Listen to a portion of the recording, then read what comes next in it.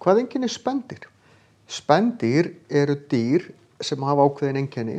Það er alveg sama hvaða hóp dýra við erum að tala um.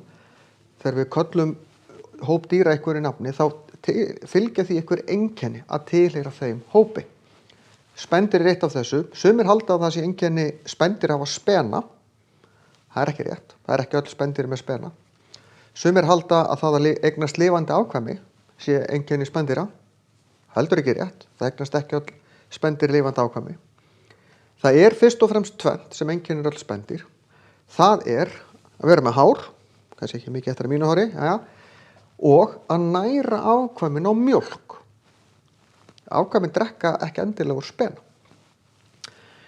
Við skiptum svo spendýrum í undirhópa. En spendýr eru í dýraríkinu, þau eru að fylkingunni seildýr, undir fylkingunni hryggdýr og svo er flokkurinn spendýr. Síðan koma undir flokkar sem eru 3 og þið sjáið það hérna á síðunni að ég er búin að skipta spendýrunum í 3 hópa.